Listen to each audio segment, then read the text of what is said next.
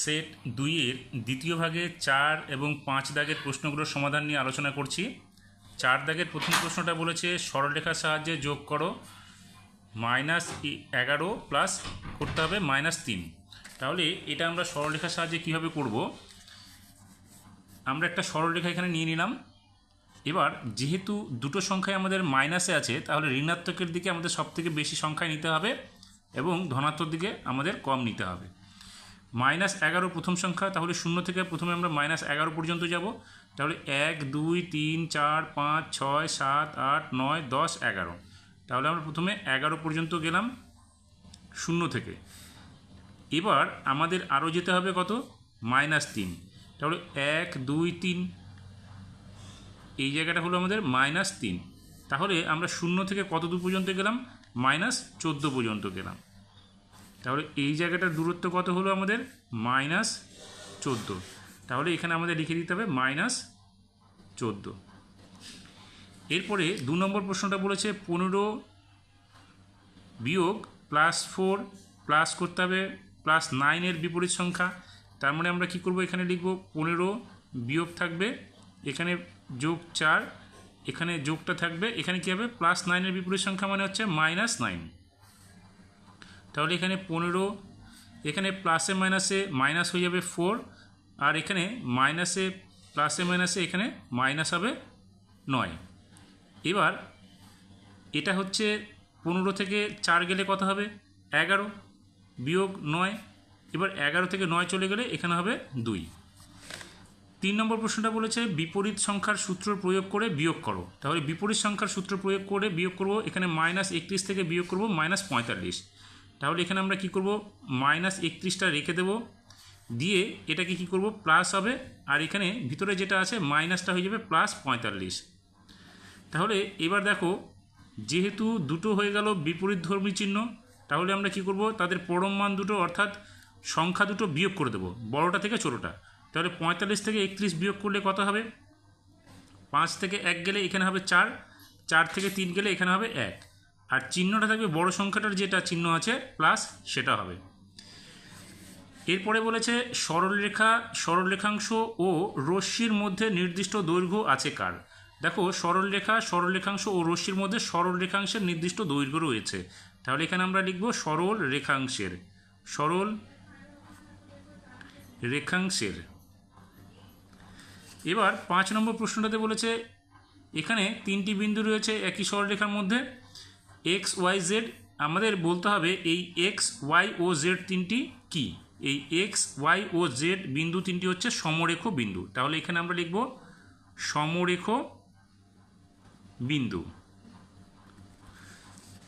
এরপরে 6 নম্বর প্রশ্নটাতে বলেছে অসীম দশমিক সংখ্যা কাকে বলে? উদাহরণ দাও। তাহলে অসীম দশমিক সংখ্যা হচ্ছে, এটা বইয়ে পেয়ে যাবে, সংজ্ঞাটা হবে যেসব দশমিক সংখ্যার দশমিকের পরে অসংখ্য অঙ্ক আছে তাদের অসীম দশমিক সংখ্যা বলা হয়।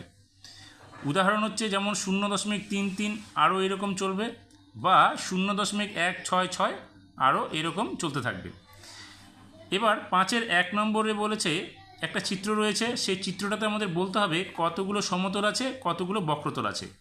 এখানে একটা শঙ্কু চিত্র, শঙ্কুর উপরের তলটা হচ্ছে বক্রতল এবং নিচের তলটা হচ্ছে সমতল। তাহলে এখানে আমরা লিখব সমতল হচ্ছে একটি এবং বক্রতলও একটি, মোট হচ্ছে 2টি তল। এরপরে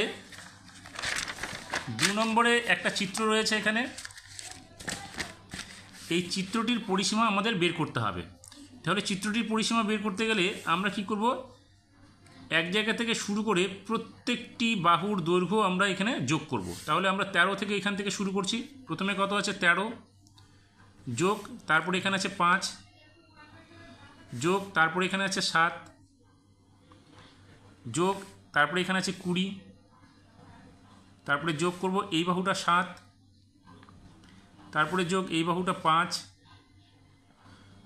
যোগ, তারপরে এটা 13 এবং সবশেষে এই বাহুটা 30। এককটা হবে কি? সেমি। যেহেতু এখানে সেন্টিমিটার আছে তাহলে সেমি। এই সবগুলো যোগ করলে দেখবে এখানে বেরোবে হচ্ছে 100 সেমি। সেটা কেমন? এখানে কত 30, এখানে 13, এখানে 30, 40, 50 হলো, উপরে 5, 5, 10 তাহলে 60 হলো, আর এখানে 13 আর 7 হচ্ছে 20, তার মানে হচ্ছে 60 আর 20 80, আর এখানে 13 আর 7 20, তার মানে হচ্ছে 100, সেই জন্য এখানে হবে 100 সেন্টিমিটার। এরপরে 3 নম্বরে বলেছে স্কেল ও পেন্সিল কম্পাসের সাহায্যে 3.6 সেমি 2.2 সেমি দৈর্ঘ্যের দুটি সরলরেখা এ বি ও সিডি আঁকো। তাহলে এখানে আমরা এ এবং বি, সি এবং ডি দুটো সরলরেখা আঁকবো, যার এ বির দৈর্ঘ্য হবে 3.6 সেমি এবং সিডির দৈর্ঘ্য হবে 2.2 সেমি। এরপরে 4 নম্বরে বলেছে চাঁদার সাহায্যে 120 ডিগ্রি ও 75 ডিগ্রি কোণ আঁকো।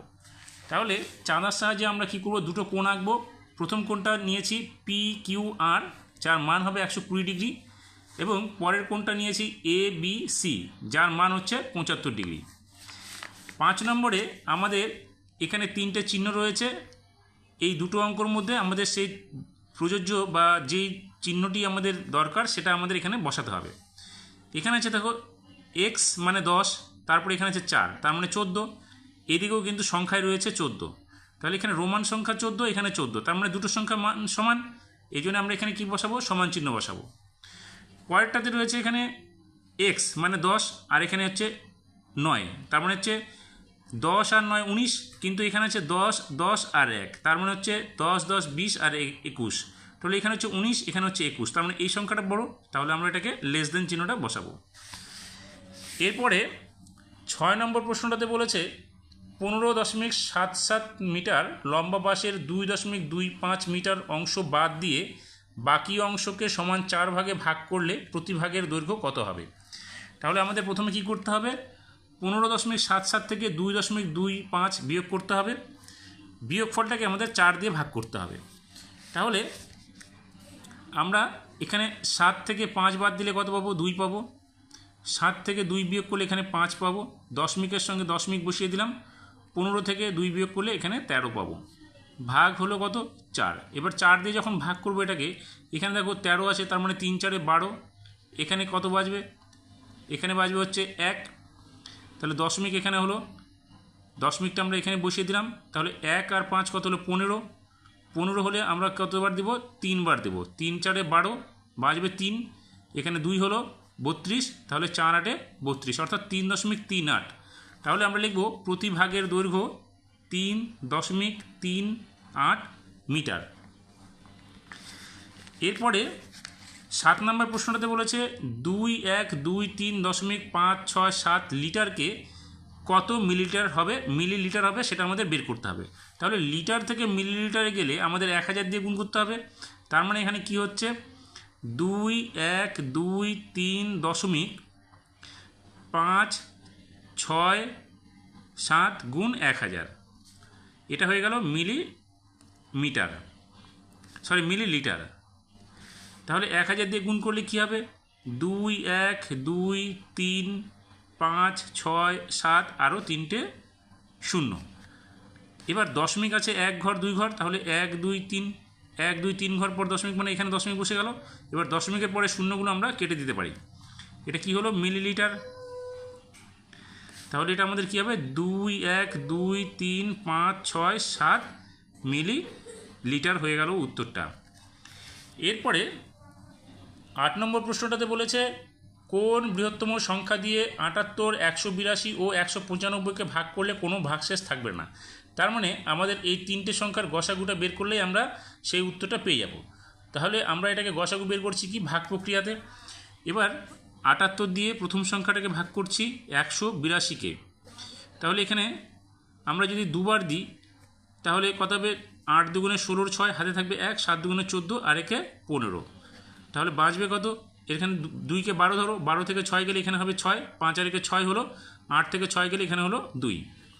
এবার 78কে ভাগ করবো আমরা আবার, তাহলে এখানে 3 বার দিলে মনে হয় মিলে যাবে, তাহলে 3 6 18, হাতে থাকবে 1, 3 দুগুণে 6 আর একে 7, তার মানে প্রথম দুটো সংখ্যা 78 এবং 182-র গসাগু হচ্ছে কত 26। এবার 26 দিয়ে দেখতে হবে আমাদের 195কে ভাগ করা যায় কিনা। তাহলে 26 দিয়ে আমরা দেখছি 195কে, এখানে আমরা যদি 3 6 18, 3 দুগুণে 6, 7 বার দিলে 6 7 42, 7 দুগুণে 14 আর 4 18, তার মানে 7 বার যাবে। তাহলে 6 7 42-এর 2, হাতে থাকবে 4, 7 2 14, আর 4 18। এখানে বাজবে কত? 3, এখানে বাজবে 1। তাহলে এই 13 দিয়ে আবার আমরা 26কে ভাগ করব, তাহলে 13 দুগুণে 26। তার মানে আমাদের যে তিনটে সংখ্যা আছে 78, 182, 195, তার গসাগু কত হচ্ছে 13। তার মানে আমাদের যে এখানে বৃহত্তম সংখ্যাটা চেয়েছে, যে সংখ্যা দিয়ে আমরা এই তিনটে সংখ্যাকে ভাগ করলে কোনো ভাগশেষ থাকবে না, সেই বৃহত্তম সংখ্যাটি হবে কত? 13। তাহলে সুতরাং বৃহত্তম সংখ্যাটি হলো 13।